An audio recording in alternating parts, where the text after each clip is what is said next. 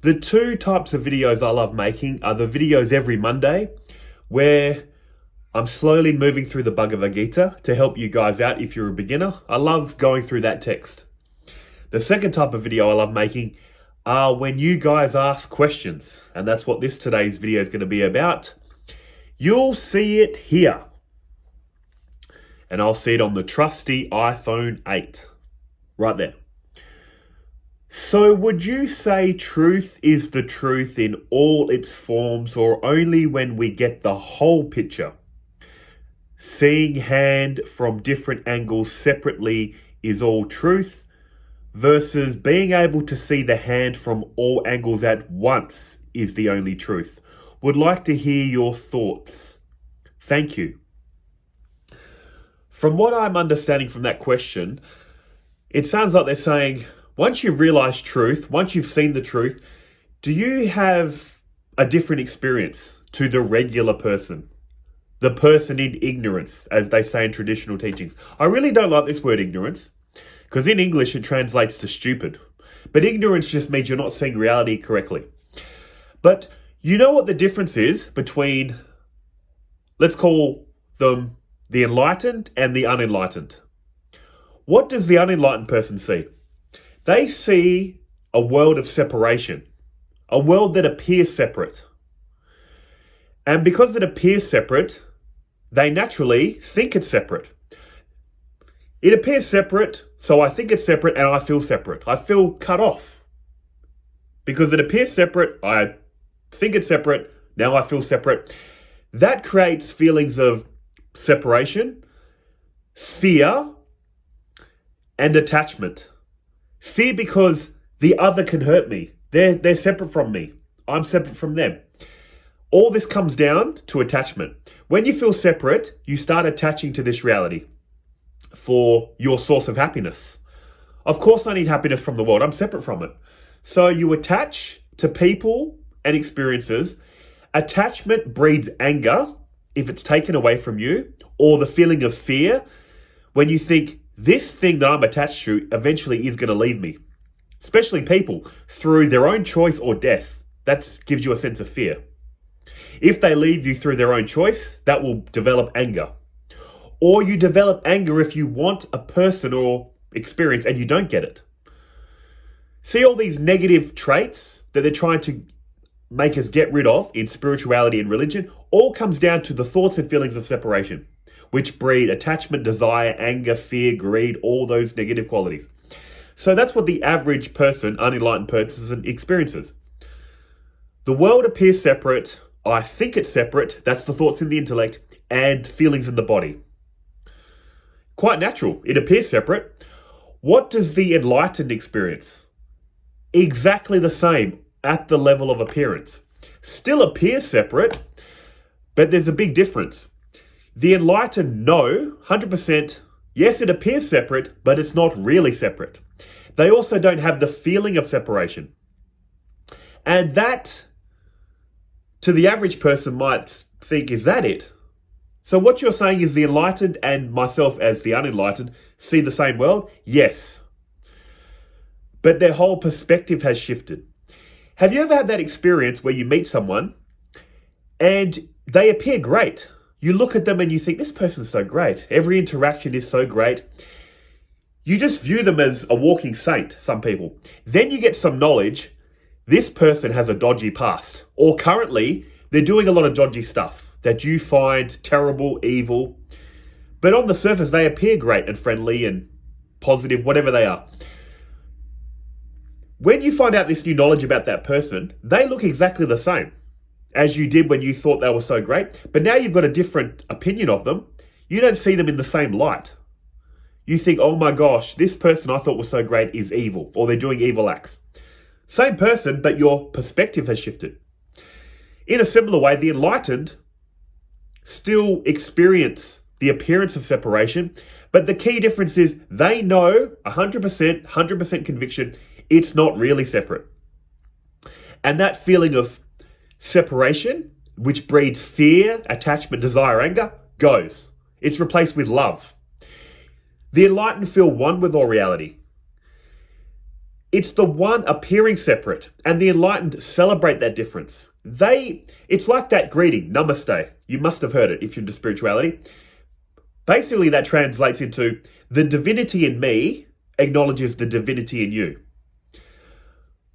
There is God appearing to me in this form. Or there is my true self appearing in this form. It's just this feeling of me and the other are one and the same fabric. Unity, love. And instead of operating from fear, you operate from love. And how would you do that? Imagine this. Imagine everyone literally as your family. And treating everyone like your family. When you love your family, they're not always perfect, are they? They do some things that you really like. They do some things that annoy the crap out of you. They might get drunk because they're angry, they're grieving, and they go to take a swing at someone, or they're doing destructive behavior to themselves or others. And you say to them, look, I love you so much, but what you're doing is wrong. You need to snap out of this. I understand. You're going through a lot. You've lost your loved one, whatever it is. You know that feeling of compassion and empathy we have for loved ones? We say to them, I understand what you're going through. It's very terrible. I'm hurting too, but you need to stop this. You're destroying other people or yourself.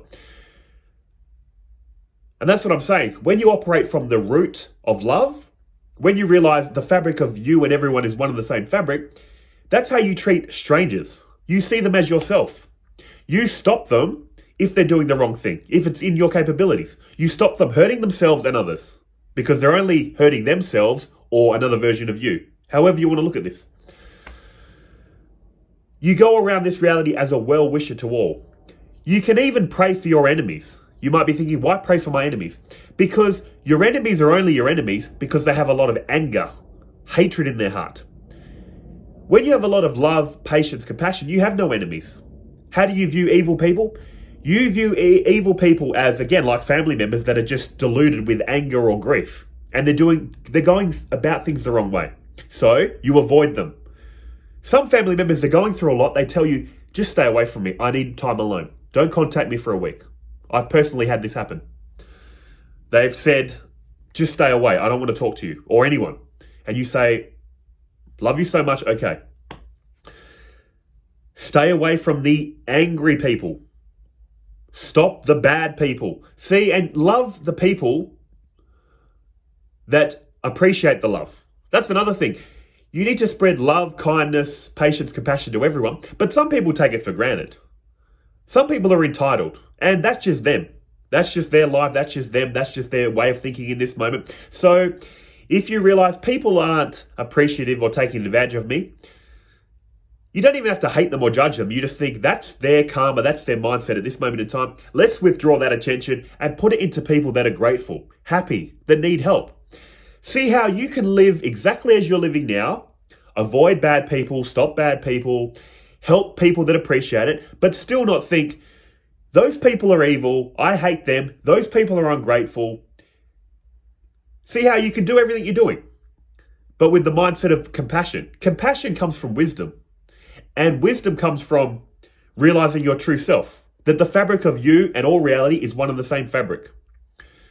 And also in traditional teachings of Advaita Vedanta, that we're all playing separate roles. Just as I appear here, you appear there. There's people that know more than us and people that know less than us. There's also the one consciousness associated with all bodies and minds is called a God. So we would be very wise to surrender to this higher power that has all the knowledge, power, and intelligence, while we just have a little bit of knowledge, power, and intelligence. One and the same fabric between us and God. We're playing very different roles. You treat your parents like parents, children like children, friends like friends. God is the super entity with all the knowledge, power, and wisdom that is guiding all your thoughts and feelings. Eventually you realize God's controlling everything. But while you still feel like you've got free will, freely be a good person. Freely do spiritual practice, all that kind of beautiful stuff they teach in religion or spirituality. And as always, I probably just got sidetracked. Let me just regroup. What's the difference between the unenlightened and the enlightened? The unenlightened see a world of separation, think and feel it separate, and then start attaching to it, desiring it, getting angry, getting jealous, all those negative qualities. The enlightened experience separation. It appears separate, but they know 100% it's just appearing separate. And that sense of fear is replaced with love. And love makes you, instead of just embracing this slice of reality, this little chunk, you embrace the whole reality as your own. And again, treating it like family members, you love everyone. You operate from the root of love, which translates into patience, compassion, non-reactivity. You're in a limited form, but you see everyone as yourself, so you just treat people on their merits. Still maintain the social conventions of reality. You don't start hugging strangers, walking into your neighbor's house going, hey, we're all one, and putting your feet up on the couch. They'll be like, dude, get out or I'm calling the cops. So you need a bit of common sense. It's just deep down, you're a well-wisher to everyone. You have their best interests at heart. You think of everyone like a biased parent would for their child. And by that I mean, notice how many biased parents will downplay their child's bad qualities and talk up their good qualities. You find yourself less and less criticizing others, understanding for them. Whenever they do anything wrong, you kind of downplay it and understand for them. Whenever they do anything right, you praise them.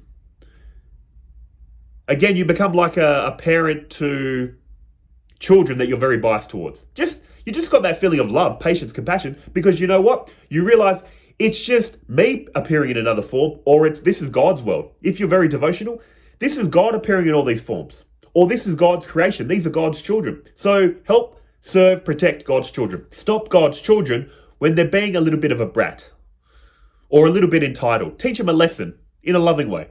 Just like parents discipline children. A loving parent will discipline the child. Stop them. It's for their own welfare.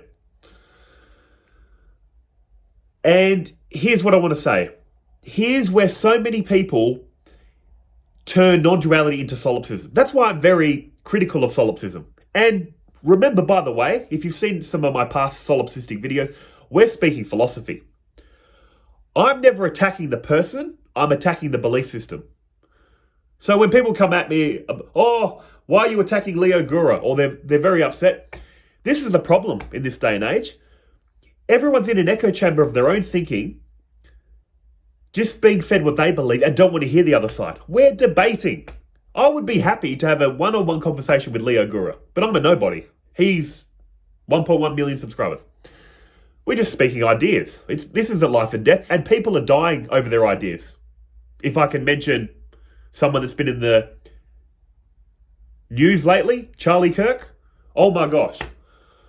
I don't really follow the news, and I won't get into this too much. You basically killed over your beliefs. This is how crazy it is. People hold on to their beliefs like they're holding on to themselves. You're not your beliefs. You're not your ideas. But anyway, I'll just leave it at that. But here's where non-duality easily, I understand why, turns into solipsism. Because when you hear things like life is a dream, it's not a dream. Advaita Vedanta is not saying life is a dream. They're saying it's dreamlike. It has a similar quality to it.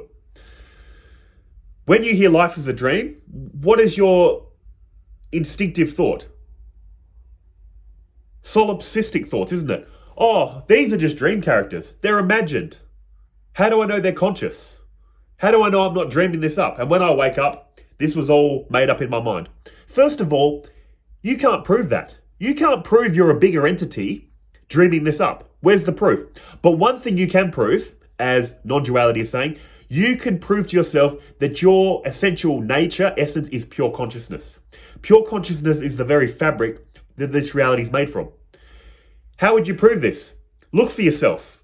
Whatever you're aware of can't be you. You're aware of the world. You're aware of the body.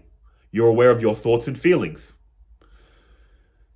I won't get into detailed self-inquiry. I've done it to death. But if you keep going back, you'll realize whatever I am is a knowing presence. Once that truly clicks and you understand that, there's nothing higher to wake up to. Because just say solipsism was real. You're dreaming this up right now.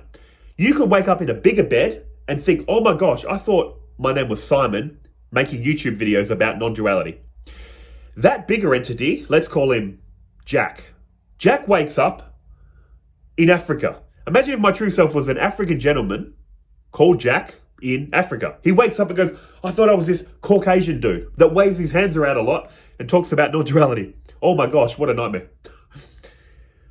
That bigger entity that I am in this example could then look around his reality and go, hang on, how do I know this is the real reality?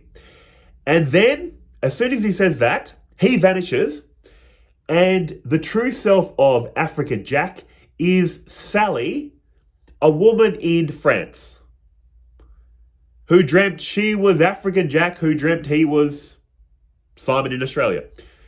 Then this woman, Sally, in France could go, hang on, how do I know this is the real reality? It's like an infinite hall of mirrors. Who knows how many times you can wake up in bigger and bigger realities. But the one thing we know for certain, we know we exist. Whatever's happening, we know something's happening. This could be the real reality. This could be a simulation. This could be a dream. As Descartes said, this could be an evil demon manipulating me. The one thing we can't deny is we know we exist. But non-duality is saying the fabric of reality is conscious existence. So, however you feel as this person, do you feel real as this person? Do you feel like you have inner thoughts and feelings? What they're saying is, that's how everyone else is thinking and feeling. All other appearing people think and feel exactly what we're thinking and feeling. So they're not dream characters, they are conscious on their end. It's the one consciousness appearing separate. This is the teachings of Mithya, by the way. Mithya, if you can't understand Mithya, you won't understand non-duality. You need paradoxical thinking. And I've put up this. I love the ocean wave example. Picture reality as like it is presented there at the top. Reality is just an ocean of existence. Before the Big Bang, what was before the Big Bang? Brahman. Picture reality like this before the Big Bang. Total stillness. Brahman in an unmanifest state. The experience of a blank. When the universe manifests, I won't say created, because created seems like you're taking something and making it into something else. It just manifests. It's like this bottom photo. When all the waves start appearing, what was it made from originally in an unmanifest state? Brahman. What's it made from in the manifest state? Brahman. Picture one of those waves like you, one of those waves like me. What was it before these waves appeared? Water. What is it still now? Water. Water with names and forms. Waves come and go. That's why they're called Mithya. Apparently real. Real when you're experiencing them. When they dissolve back into the ocean, they're unreal. But see, the Mithya teaching, you need to understand, it was water in the beginning, water when it's appearing as waves, and water when it goes back to a state of calmness. If you can understand that, you can understand non-duality. Picture this reality, again, like an ocean. And throwing a big rock in the ocean, and this whole reality is like a big splash. Someone's thrown a rock into the ocean of existence, Brahman, and a massive splash has happened in very, very slow motion that has splashed into a Simon character, a bed, Om symbols, incense holder. This is a massive splash in slow motion. Where did it come from? Brahman. What's it made from? Brahman. Who's it appearing to? Brahman. Slow motion. Also remember, Brahman doesn't mean God. Brahman means the source of God. Brahman is your essential nature, my essential nature, God's essential nature. Brahman would be water, God would be the ocean, and we're like waves in the ocean. It's all a matter of association. So to wind down this video and to answer the original question as it was presented, do the enlightened see a different reality? Do they see multiple angles at once? Or are they all knowing? Or anything mystical? Nope. You can learn mind reading. You can learn to shut off all your senses and go into samadhi. You can develop spiritual practices, nothing to do with Advaita Vedanta. It's all about ending your suffering. You're suffering because you feel that you're separate and you're desiring this constantly changing reality. That's causing you misery and suffering. If you want peace, happiness, confidence, calmness, stillness, Advaita Vedanta is your path. If you want mystical abilities, amazing experiences, there's many spiritual practices for that. You can drink ayahuasca, smoke DMT, go into states of samadhi, learn mind reading. Nothing to do with non-duality. You can get into non-duality and then pursue that if you want, but you'll find your desire for the world will naturally vanish. You'll appreciate it while it's happening, but you don't have any desire for it anymore.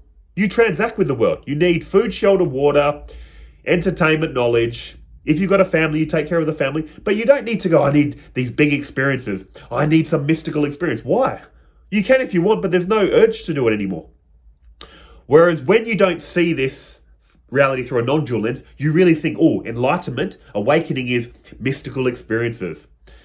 Lucid dreaming, dream yoga, ayahuasca. I thought that in my Buddhist days. I thought I need to do so much lucid dreaming, dream yoga. I was going to go to South America. I knew a friend that could get me some DMT.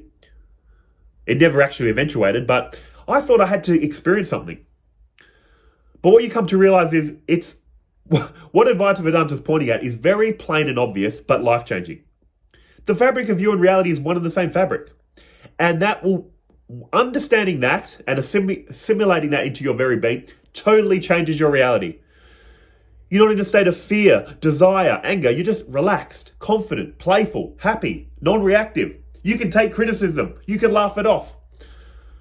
As I'm sure Leo would. If me and him had a discussion and we're debating each other, maybe his fans will get offended at me, but Leo, in his enlightened state, would be happy, laughing, not taking it so serious. I don't take life serious. I view life like I'm acting. I'm just acting a role. And I try to make this role as dramatic and playful as I can, and very compassionate and empathetic when the moment calls for it. That's all you're going to be left with. Feelings of love, compassion, empathy, and a sense of humor. All this anger and bitterness and hate, envy, jealousy, that's from ego. You don't need it anymore. All those negative qualities, you won't experience them, or they'll be very minor because it doesn't make sense.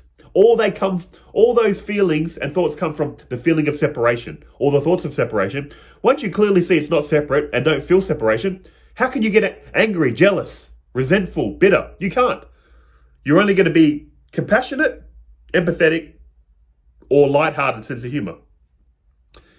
This all naturally happens. You don't have to even try it. But if you're not there yet, that's why they talk about do spiritual practice, because it's cultivating these qualities before they become your natural state of being. So you fake it till you make it. You fake all these qualities because that's the right thing to do or something.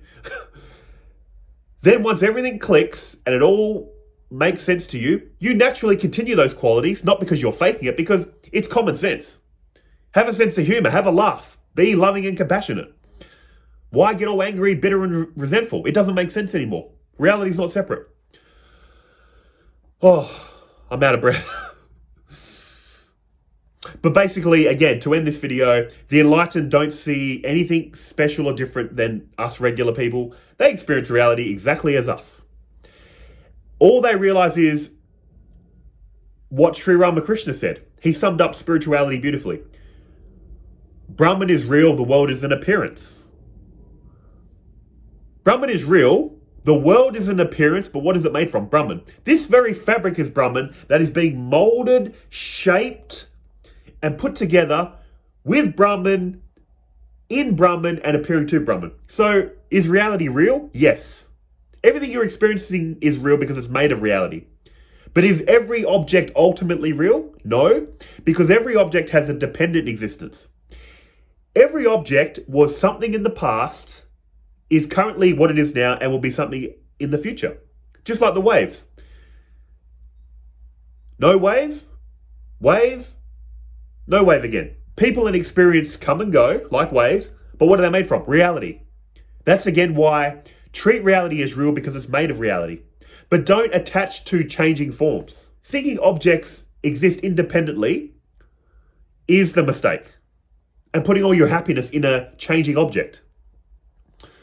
That's the best I can do at this point, guys. Thank you so much for the question. Hope it made sense. And of course, many more videos to come. Once all this clicks and lines up, you'll be like, this is so obvious. Once you see it, you cannot unsee it. Nothing about this reality has to burst into an amorphous mass of light or you start reading minds. You can learn to do that, by the way, but it doesn't have to. If you so choose, do it. But you won't have to. You'll be in a state of peace, contentment, fullness, happiness, playfulness, love, compassion, all that beautiful stuff. Oh, I'm done. See ya.